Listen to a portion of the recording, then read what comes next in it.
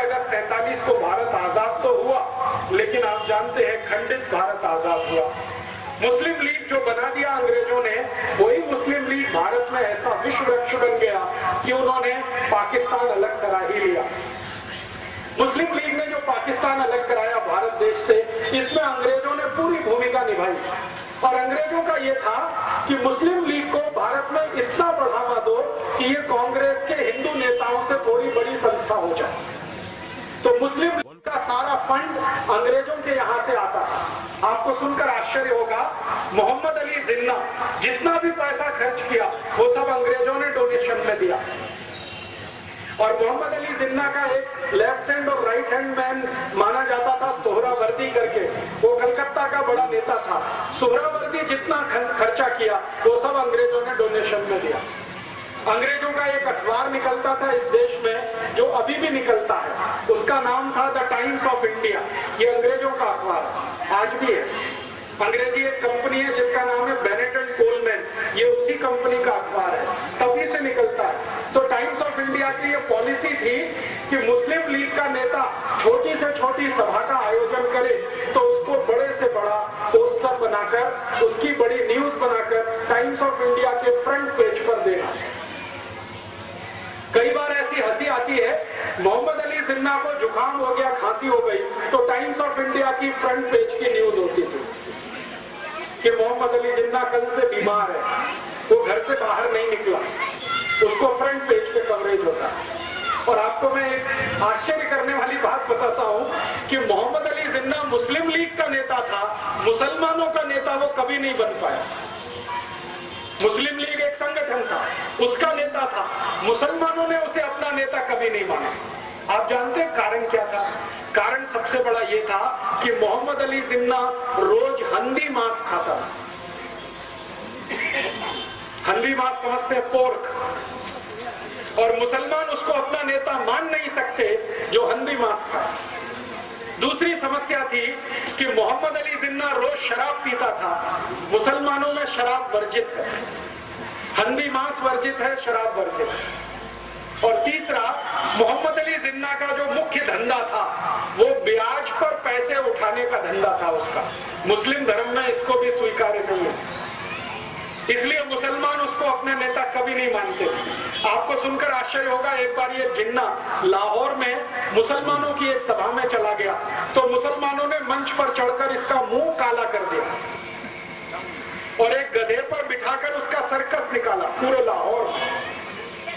उसके बाद हिम्मत नहीं पड़ी लाहौर जाने की, अखबारों में खूब छपा और जिन्ना को पूछा गया कि आपके मुसलमान ही आपको नेता नहीं मानते तो आप हैं किसके नेता? तो धीरे से उसने कहा कि मैं तो अंग्रेजों का नेता हूं, अंग्रेजों का बनाया हुआ नेता। अब आप जरा सोच सकते हैं, जिसको मुसलमानों ने नेता नहीं माना, उस व्यक्ति की ताकत इतनी कैसे हो गई कि उसने पाकिस्तान बना दिया इस देश में। कभी तो मन में ये विचार आएगा आपके। बहुत दिन में ये सोचता रहा कि जो मुसलमानों का नेता कभी हुआ नहीं, 10 लोगों ने जिंदगी में कभी उसका भाषण सुना नहीं, वो इतना ताकतवर कैसे हुआ कि उसने भारत से एक अलग हिस्सा पाकिस्तान बना दिया।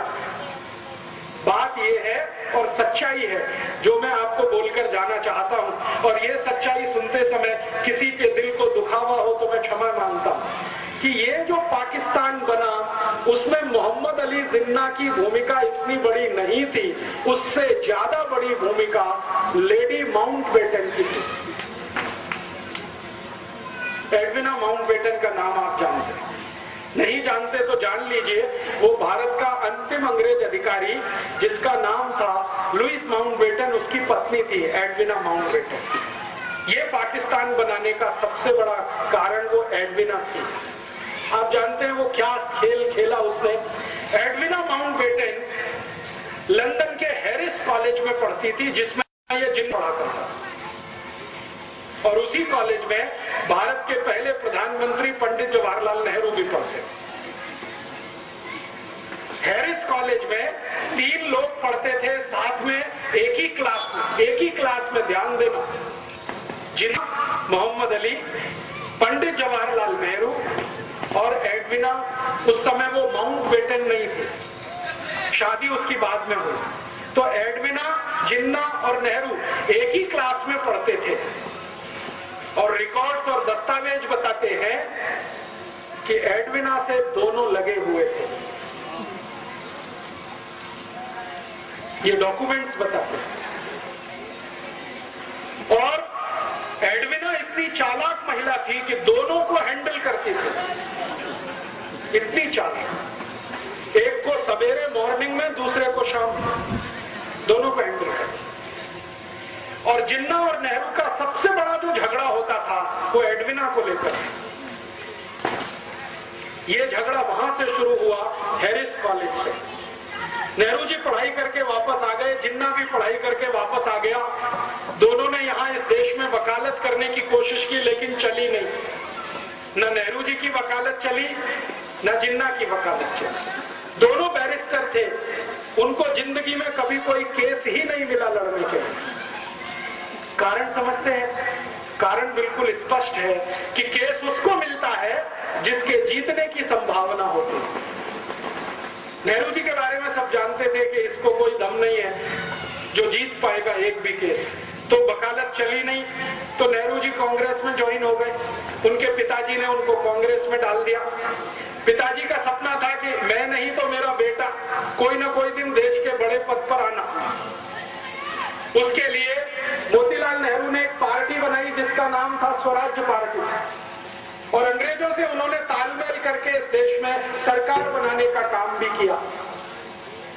और उनका ये कैलकुलेशन था मोतीलाल जी का कि एक ना एक दिन अंग्रेज भारत से जाएंगे, मेरी स्वराज पार्टी और अंग्रेजों के बीच कोई समझौता हो जाए तो सत्ता का हस्तांतरण स्वराज्य पार्टी को होगा और नेहरू देश का प्रधानमंत्री बने। इस हिसाब से उन्होंने खेल खेला और उसी खेल में थोड़े दिनों में एडविना भी आ गई। जब अंतिम समय आया, लुईस माउंटबेटन को ब्रिटिश पार्लियामेंट से भेजा गया, तो लुईस माउंटबेटन को भारत भेजने से पहले उसकी शादी एडविना के साथ कराई गई। क्योंकि अंग्रेज खुफिया पुलिस थी, उनको मालूम था कि नेहरू और जिन्ना की वीकनेस क्या है, कमजोरी क्या है। अंग्रेजों की खुफिया पुलिस हर हिंदुस्तानी बड़े नेता पर नजर रखती थी। तो अंग्रेजों की खुफिया पुलिस की रिपोर्ट के आधार पर एडविना को भेजा गया माउंटबेटन के साथ, और माउंटबेटन को कहा गया कि तुम इसको दिखावे के लिए अपनी पत्नी स्वीकार करो, वैसे ये है नहीं तुम्हारी। तो माउंटबेटन ने कहा ठीक है, मैं मेरे देश के लिए इतना तो कर ही सकता हूं। तो उसको पत्नी के रूप में वो लाया। लेकिन कभी भी लुईस माउंटबेटन ने अपनी डायरी में लिखा है कि उसने एडविना के साथ कभी भी रात में बिस्तर पर शेयर नहीं किया। वो दूसरों को दिखाने के लिए पति पत्नी थे, लेकिन असलियत में नहीं थे। और जैसे ही माउंटबेटन यहाँ आ गया तो एडविना को कहा गया कि अब तुम तुम्हारा खेल खेलो। तो एडविना ने एक दिन नेहरू को बुलाया और अगले दिन जिन्ना को बुलाया और कहा कि ठीक है, हम लंदन में जो किया करते थे वो यहाँ भी हो सकता। तो नियमित रूप से नेहरू और जिन्ना ने एडविना के यहाँ जाना शुरू किया, दारू पीना उसके साथ बैठकर, शराब पीना उसके साथ बैठकर। मेरे पास कुछ फोटोग्राफ्स हैं, कभी मैं आपको दिखाऊंगा तो आप दंग रह जाएंगे। नेहरू जी एडविना के साथ बैठकर शराब पी रहे हैं, एडविना के साथ बैठकर सिगरेट पी रहे हैं, एडविना को किस कर रहे हैं, चुंबन ले रहे हैं, उसके साथ डांस कर रहे हैं। ऐसे मेरे पास 7 फोटोग्राफ्स, 7। तो ये चलना शुरू हुआ खेल। आप जानते हैं कि चरित्र सबसे कमजोर कड़ी होता है किसी भी पुरुष के लिए। अगर चरित्र से कोई गिरना शुरू हो जाए तो उसकी अंतिम सीमा नहीं होती है। वो कहां तक जाएगा कोई नहीं जानता। हमारे भारत में एक पुरानी कहावत कही जाती है, और वो पुरानी कहावत है, if wealth is lost nothing is lost. आपका पैसा चला गया तो चिंता मत करिए, फिर से आ जाए। फिर दूसरी बात कही जाती है, if health is lost something is lost. आपका स्वास्थ्य चला गया तो थोड़ा कुछ तो गया। लेकिन लास्ट सेंटेंस है, but if character is lost everything is lost. चरित्र गया तो सब चला गया, उसके बाद कुछ बचता नहीं। तो नेहरू जी के साथ यही समस्या थी और जिन्ना के साथ भी यही समस्या थी। जिन्ना और नेहरू चरित्र के इतने हल्के आदमी थे कि जानते हुए भी कि वो दोनों एक ही औरत से फंसे हुए हैं, वो आगे बढ़ते गए। एडविना ने दोनों को इस्तेमाल करना शुरू किया। 3 जुलाई 1947 को नेहरू जी एडविना से मिलने गए। रात को उसने फोटोग्राफ लिए, नेहरू जी के बेड में फोटोग्राफ लिए, और वो फोटोग्राफ नेहरू जी के लिए बहुत गंभीर तकलीफ का कारण बन गए। एडविना ने एक दिन वो फोटो दिखाए नेहरू जी को कि देखिए आपके फोटोग्राफ्स मेरे पास है, और वो फोटोग्राफ्स क्या है जो मैंने आपको बताया। अगर ये रिलीज कर दिया जाए पूरे भारत में तो आपकी क्या हैसियत होगी, और आपको जो सबसे आगे बढ़ाने वाला व्यक्ति है महात्मा गांधी, उनकी क्या हालत होगी। तो नेहरू जी ने एडविना को पूछा कि आखिर तुम चाहती क्या हो। तो उसने कहा कि एक पेपर है, उस पर आप साइन कर दीजिए। तो नेहरू जी ने कहा वो पेपर क्या है। तो उनका पेपर है कि भारत का बंटवारा करना है, हिंदू और मुसलमान के आधार पर करना, आप इसको साइन कर दीजिए। तो नेहरू जी ने कहा कि मेरी कांग्रेस वर्किंग कमेटी से पूछ लेता हूं। तो एडविना ने कहा इतना वक्त नहीं है मेरे पास, आप साइन करते हैं या कल ये फोटोग्राफ टाइम्स ऑफ इंडिया में छपते। नेहरू जी सरेंडर हो गए। रात को 3 बजे 3 जुलाई 1947 रात को 3 बजे उन्होंने भारत पाकिस्तान बंटवारे के पेपर्स पर साइन किए। अगले दिन सवेरे उसने जिन्ना को बुलाया एडविना, और जिन्ना के साथ उसने यही खेल खेला। उन्होंने कहा मिस्टर जिन्ना आपके कुछ फोटोग्राफ्स मेरे पास हैं, आप चाहें तो मैं उन्हें टाइम्स ऑफ इंडिया में रिलीज करती हूँ। तो जिन्ना बौखला गया। जिन्ना को मालूम नहीं था कि वो बहुत शातिर महिला है।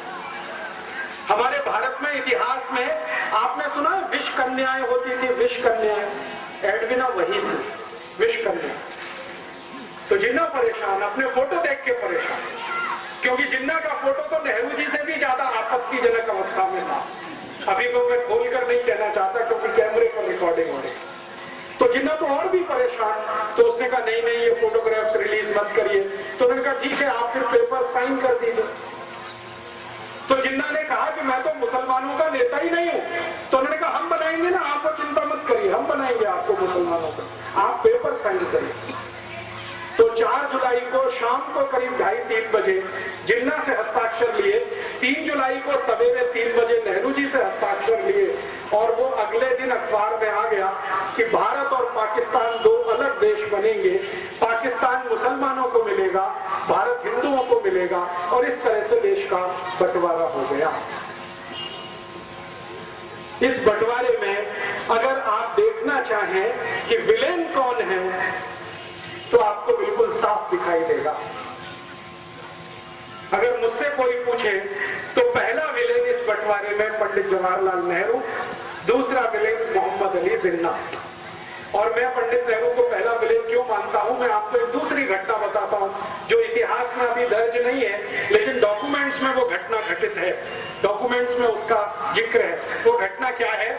घटना ये है कि भारत पाकिस्तान बंटवारा हो गया जिन्ना के हस्ताक्षर और नेहरू के हस्ताक्षर से।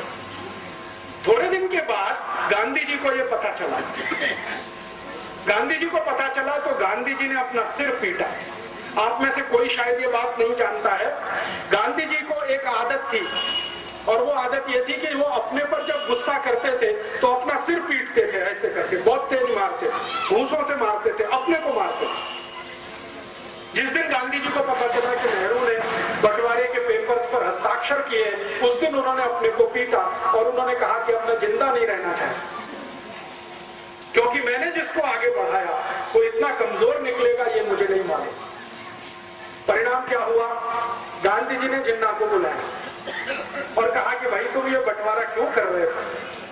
तो जिन्ना ने कहा बापू मैंने हस्ताक्षर कर दिए हैं, लेकिन आप मुझे एक वचन दो तो मैं मेरा एक एफिडेविट लगाने को तैयार हूं, और एडविना ने मेरे साथ जो ब्लैकमेलिंग किया है वो सबको बताने को तैयार हूं। गांधी जी ने पूछा क्या?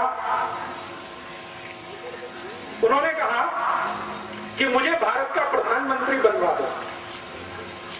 गांधी जी ने कहा बस इतनी ही मांग है तुम्हारी? उन्होंने कहा हाँ, मुझे प्रधानमंत्री बनवा दो, मुझे पाकिस्तान नहीं चाहिए। तो गांधी जी ने कहा ठीक है मैं विचार करूंगा तुम्हारी मांग। अगले दिन नेहरू को बुलाया और नेहरू से कहा कि देखो जिन्ना तैयार है, वो एफिडेविट देना चाहता है, एडविना ने कुछ ब्लैकमेलिंग किया है, वो पूरे देश को बताना चाहता है, उसकी एक ही शर्त है कि भारत का प्रधानमंत्री उसे होना।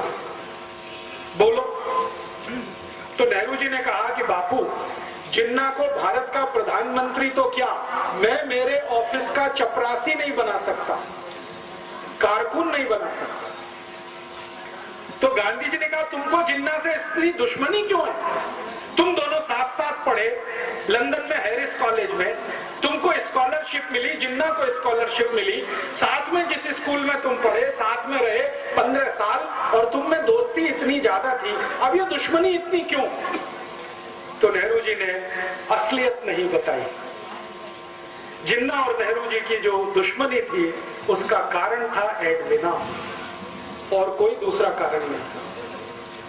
गांधी जी को बताया नहीं। नेहरू जी ने कहा कि मैं तो प्रधानमंत्री तो क्या चपरासी नहीं बना सकता। तो गांधी जी ने कहा कि फिर क्या होगा, देश का बंटवारा। तो उन्होंने कहा कि ठीक है, बंटवारा हो जाए, मुझे उसमें कोई आपत्ति नहीं।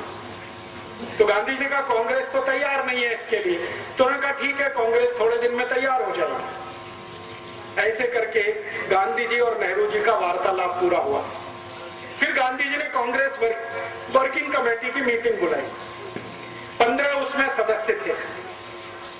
उन 15 सदस्यों के सामने गांधी जी ने कहा कि भारत आजाद होगा, लेकिन दुख है कि बंटवारे के साथ कौन प्रधानमंत्री बने। तो गांधी जी ने एक फॉर्मूला दिया कि कांग्रेस वर्किंग कमेटी जिसको अपना अध्यक्ष चुनेगी वो भारत का प्रधानमंत्री होगा। तो वोट डालने का काम किया गया। कांग्रेस वर्किंग कमेटी में वोट डाला, 15 लोगों ने वोट डाला, तो 13 लोगों का वोट सरदार वल्लभ भाई पटेल के पक्ष में गया। 13 लोग। एक वोट पंडित जवाहरलाल नेहरू के पक्ष में गया और एक व्यक्ति कांग्रेस वर्किंग कमेटी में एब्सेंट हो गया, वो वोट डालने नहीं आया। और जो व्यक्ति एब्सेंट था वो अनुग्रह नारायण सिन्हा नाम के एक व्यक्ति थे, पटना से थे, बिहार से, वो एब्सेंट हो गए। तो एक वोट नेहरू को, 13 वोट पटेल को। गांधी जी के फॉर्मूले के अनुसार पटेल भारत के प्रधानमंत्री बने, क्योंकि वर्किंग कमेटी ने अध्यक्ष चुना। जब नेहरू जी को पता चला कि वो इलेक्शन में हार गए, तो वो फिर गांधी जी के पास आए और उन्होंने जो वाक्य बोला वो मैं आपको ऐसे का ऐसे ही सुनाता। उन्होंने कहा बापू, अगर मैं भारत का प्रधानमंत्री नहीं बना तो कांग्रेस को तोड़ दूंगा, और टूटी हुई कांग्रेस से अंग्रेजों का समझौता होगा और पावर ट्रांसफर मुझे होगी, क्योंकि अंग्रेजों ने पहले से ये तय किया हुआ। और ये बात सही है। ब्रिटिश पार्लियामेंट में ये तय हो गया था कि भारत में कभी सत्ता का हस्तांतरण करना पड़े तो नेहरू के हाथ में ही सत्ता देनी है। क्यों? क्योंकि विंस्टन चर्चिल और क्लेमेंट आर एटली, जो दो बड़े लीडर थे उस समय इंग्लैंड के, एटली प्राइम मिनिस्टर था, Churchill leader of the opposition था, दोनों का ये मानना था कि ये नेहरू अपना ही आदमी है, शरीर से देखने में हिंदुस्तानी है, आत्मा इसकी अंग्रेजों वाली है, इसको सत्ता दे दो तो भारत हमारे ही कब्जे में रहेगा, ऐसा मान लो। तो ब्रिटिश पार्लियामेंट ने प्रस्ताव कर दिया था।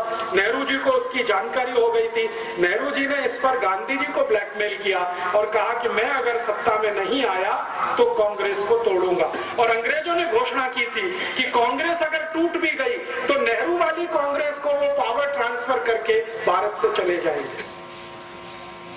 तब गांधी जी ने सरदार पटेल को बुलाया और कहा कि अब क्या करना। तो सरदार पटेल ने कहा कि देश का एक बंटवारा और हो, ये मुझे मंजूर नहीं है, मैं मेरा वापस लेता हूं, आप नेहरू को प्रधानमंत्री पद की शपथ करवाइए। तो गांधी जी ने कहा कि मैं प्रधानमंत्री पद की शपथ उसको नहीं करा सकता, क्योंकि मेरा दिल अब उससे हट गया है।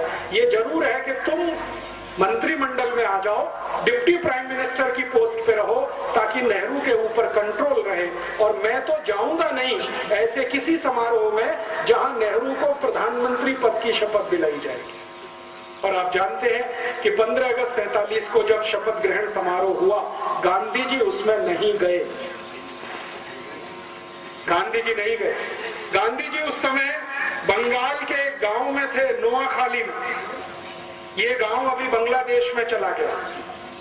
तो नोआखाली के गांव में गांधी जी थे, करीब करीब दिल्ली से ये 1700 किलोमीटर दूर है नोआखाली। गांधी जी दिल्ली में नहीं थे, ट्रांसफर ऑफ पावर हुआ है। गांधी जी ये कहा करते थे, स्वतंत्रता नहीं आई है, आजादी नहीं आई है, सत्ता का हस्तांतरण हुआ है बस। और जो गांधी जी बोलकर नहीं गए और वो उनके कहने में समझ में आता है, वो मैं कह देता हूँ। गांधी जी ये मानते थे कि गोरे अंग्रेजों की सत्ता किसी काले अंग्रेज के हाथ में आई है, इसलिए वो सत्ता के समारोह में शामिल नहीं हुए। और आप फिर जानते हैं, इतिहास आपके सामने है, जिन्ना अलग पाकिस्तान का बन गया, ये बन गया। एक घटना बीच में और हुई थी, वो भी मैं समझा दूं आपको तो समझ में आएगा नेहरू जी का चरित्र। गांधी जी को एक डॉक्टर मिलने आया एक बार, और ये घटना आजादी मिलने से थोड़े दिन पहले की है। गांधी जी कलकत्ता के पास नोआखाली में थे, एक डॉक्टर आया। वो डॉक्टर ने गांधी जी को परिचय दिया कि मैं मोहम्मद अली जिन्ना का पर्सनल फिजिशियन हूं। एक ईरानी व्यक्ति था, कोई नाम मैं भूल गया, रिकॉर्ड्स में है। उसने गांधी जी को कहा कि मैं मोहम्मद अली जिन्ना का पर्सनल फिजिशियन हूं, आपसे अकेले में बात करना चाहता हूं। तो गांधी जी ने कहा क्या बात करना चाहते हो? तो उन्होंने कहा अकेले में, सबके सामने नहीं। तो गांधी जी उसको कमरे में लेके गए। अंदर जो बातचीत गांधी जी ने की, उन्होंने कहा कि देखो मेरी एक संकल्प है। गांधी जी ने डॉक्टर को कहा कि मेरी बातचीत में कोई तीसरा जरूर रहता है जो उसको नोट करता है, लिखता है। मैंने आपको क्या कहा, आपने मुझे क्या कहा? तो उन्होंने कहा वो कौन व्यक्ति है? उन्होंने कहा मेरा सेक्रेटरी प्यारे लाल, वो भी यहाँ रहेगा। तो डॉक्टर ने कहा ठीक है, उससे मुझे कोई बांधा नहीं, माने तकलीफ नहीं, आप बुला लो। तो प्यारे लाल जी को बुलाया और गांधी जी ने कहा कि मैं और ये बात करेंगे, एक एक शब्द लिखना। प्यारे लाल जी बहुत फास्ट लिखते थे, शॉर्ट हैंड में लिखते थे, बाद में उसका ट्रांसक्रिप्शन करते। तो डॉक्टर ने जो बताया गांधी जी को, गांधी जी परेशान हो गए वो सुन के। उन्होंने कहा कि मोहम्मद अली जिन्ना का मैं डॉक्टर हूं और ये जिन्ना बहुत जल्दी मरने वाला है।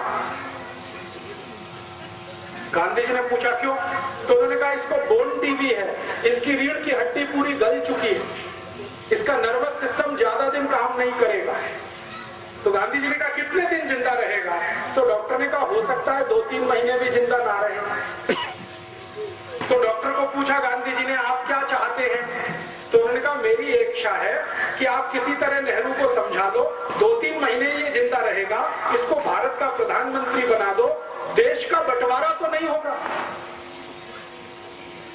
तो गांधी जी ने कहा कि तुम्हारी यह बात में अगर सच्चाई है तो मैं जरूर प्रयास करूंगा। फिर उन्होंने नेहरू को बुलाया और कहा देखो नेहरू, ये मरने वाला है जिन्ना, ज्यादा दिन जिंदा नहीं रहेगा, इसको बोन टीबी हो गई है, इसका डॉक्टर कहता है कि 2-3 महीने से ज्यादा जिंदा नहीं रहेगा, तुम क्यों अड़े हुए हो? इसको प्रधानमंत्री बन जाने दो, 2-3 महीने के बाद तुम बन जाना, देश तो एक रहेगा।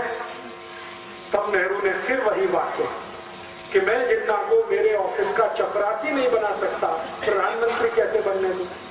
तो नेहरू की जिद और जिन्ना का ब्लैकमेलिंग, ये दोनों मिलकर भारत का बंटवारा कर गए और इसमें भारत टूटा। भारत और पाकिस्तान दो अलग देश बने, किसी सिद्धांत के आधार पर नहीं, कोई विचार के आधार पर नहीं, सिर्फ प्रधानमंत्री पद की कुर्सी के कारण। और मैं अभी सब लोगों को ये बोलता हूं कि नेहरू जी तो स्वर्गवासी हो गए 1964 में, लेकिन उनकी आत्मा अब भारत के उन सब नेताओं में प्रवेश कर चुकी है जो कुर्सी के लिए कुछ भी करने को तैयार। वो तो मर गए 27 मई 1964 को। और आप में से शायद कोई जानता है या नहीं, नेहरू जी की मृत्यु बहुत ही दुखद थी। उनको सबसे खराब वो बीमारी हुई थी जिसको सेक्सुअल ट्रांसमिटेड डिसीज कहा जाता है, STD, आज का एड्स कह सकते हैं। STD उनको था और उनकी मृत्यु के समय जिस डॉक्टर ने उनको एग्जामिन किया था वो बताता है कि नेहरू जी का शरीर सड़ गया, कीड़े पड़ गए थे। बहुत दुखद मृत्यु थी। नेहरू जी की मृत्यु के समय उनके परिवार की जो महिला उनके साथ में थी, उसकी लिखी हुई डायरी में ये है कि नेहरू जी के अंग सड़ गए थे, शरीर के कीड़े पड़ गए थे उसमें। इसलिए वो प्रधानमंत्री पद से छुट्टी लेकर देहरादून गए थे छुट्टी बिताने के लिए, लेकिन वहां से वापस नहीं आए, तो वो तो चले गए, पाकिस्तान बनवा गए इस देश में। जिन्ना का क्या हुआ, भारत पाकिस्तान जैसे ही अलग हुए उसके लगभग 7वें महीने में जिन्ना मर गया। बंटवारा हो गया 14 अगस्त 1947 और इसके ठीक 7वें महीने में जिन्ना मर गया। तो उधर पाकिस्तान जिसने बनाया वो पाकिस्तान का मजा नहीं ले पाया कभी, और पाकिस्तान जिनके लिए बनाया वो पाकिस्तान कभी गए नहीं। आप जानते हैं पाकिस्तान बनाने का जो सबसे बड़ा लॉजिक था वो ये कि भारत में रहने वाले मुसलमान वहां जाएंगे और उनके लिए पाकिस्तान बनेगा। वो यहां से गए नहीं, वो यहां है, शिया हो चाहे सुन्नी हो, वो भारत में ही है, वो पाकिस्तान गए नहीं। और जिन्होंने कभी पाकिस्तान मांगा नहीं उनके सिर पर यह पाकिस्तान थोप दिया गया। वो अफगानिस्तान की सीमा पर रहने वाले जो बलूची लोग हैं ना, उनके ऊपर जबरदस्ती ये थोप दिया।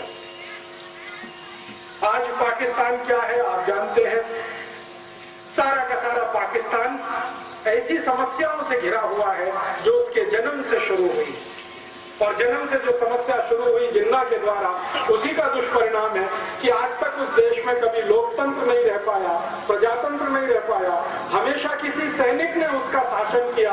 और आज भी आप जानते हैं परवेज मुशर्रफ उन्हीं सैनिकों का रूप है जो जिन्ना के द्वारा पल्लवित और पोषित हुए।